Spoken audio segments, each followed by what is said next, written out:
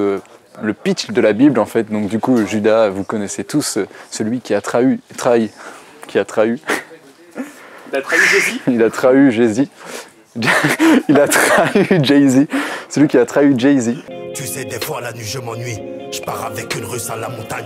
La nuit je parle dans mes rêves. La nuit je plane entre ses lèvres. La nuit je pense, la nuit je dors peu. La nuit je bande, la nuit je baisse. La nuit j'attends, je prie pour qu'elle m'appelle. La nuit elle tremble, crie, elle perd la tête. La nuit elle souffre, la nuit elle bouffe. La nuit je bande, la nuit je baisse. J'ai sorti mon pulsus, mon bonnet de hipster et ma barbe pour vous parler de Dry County aujourd'hui, véritable BD de hipster. Ça raconte l'histoire de Lou Rossi, qui est un auteur de comic strip dans le Miami du début des années 90. Il va rencontrer une nana au Lavomatic, ils vont commencer à flirter et puis il va tomber un petit peu amoureux d'elle et ça va raconter la manière qu'ils ont de plus ou moins se mettre ensemble. Voilà, donc après ce pitch relativement bête, je dois vous avouer que moi ce qui m'a surtout plu, c'est les dessins. Parce qu'en fait c'est écrit et dessiné par Rick Tomaso.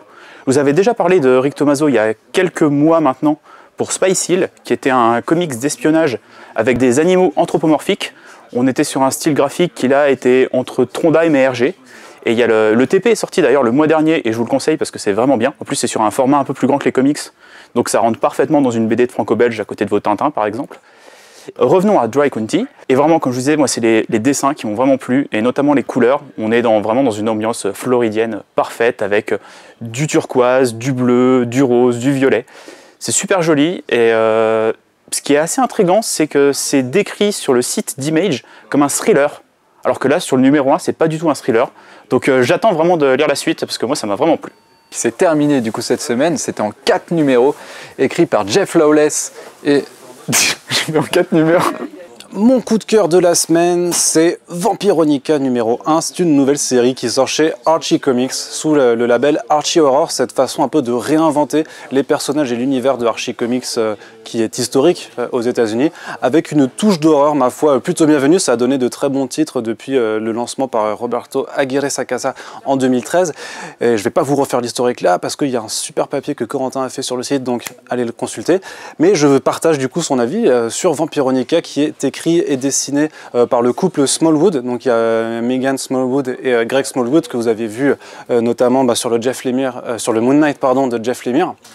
Et du coup, c'est ultra beau et le concept tient bien dans son titre. C'est juste de reprendre le personnage de Veronica, l'une des deux potentielles, l'une des deux love interest de Archie avec Betty, qui devient un vampire. Le numéro se lit très rapidement et bon, on vous avouera que c'est un petit peu court parce que c'est vraiment juste l'exposition et ça va pas encore plus loin que son concept. Mais par contre, il y a vraiment ce mélange entre le feeling vraiment Archie Comics qu'on retrouve en mode un peu rêve américain, une Amérique un petit peu oublié, qui n'existe plus, avec ses sourires joyeux, ce feeling de lycéen dans le lycée, tout ça, et le côté horrifique qui est aussi très bien travaillé par l'utilisation des cadres de Greg. Et vraiment, il y a des codes de façon horrifique dans les cadres, dans ce que ça montre, qui reprennent les éléments en fait, du film de vampire classique, et c'est sublime. Au final, j'étais déjà très fan de ce que Smallwood avait fait sur Lemire.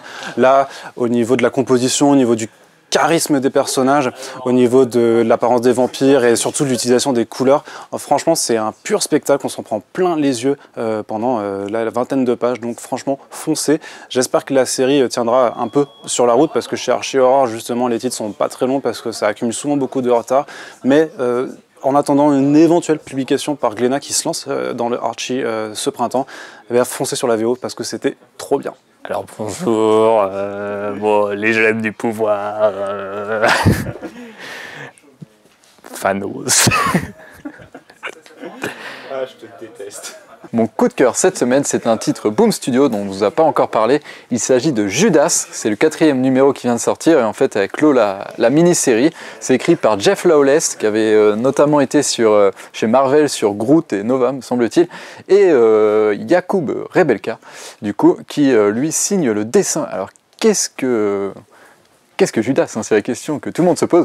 Il faut le voir un petit peu comme un genre The Goddamn de Jason Aaron et J.M. Guerra, mais un peu plus philosophique. Alors The Goddamn, ça a raconté l'histoire de Cain, de la Bible façon Mad Max, et là c'est l'histoire de Judas, donc une fois qu'il a trahi Jésus et qui se suicide, il arrive aux enfers, et en fait là, on pense que son histoire s'arrête là, mais en fait pas du tout. Du coup ça continue l'histoire de Judas qui qui se questionne, qui se sent même manipulé en fait dans son rôle et tout. Et finalement, on va avoir plein de retournements dans ces 4 numéros. Je fais un peu une review du tout, mais c'était assez brillant, puisqu'en fait, les religions en général et la Bible, c'est souvent très manichéen, donc le bien versus le mal.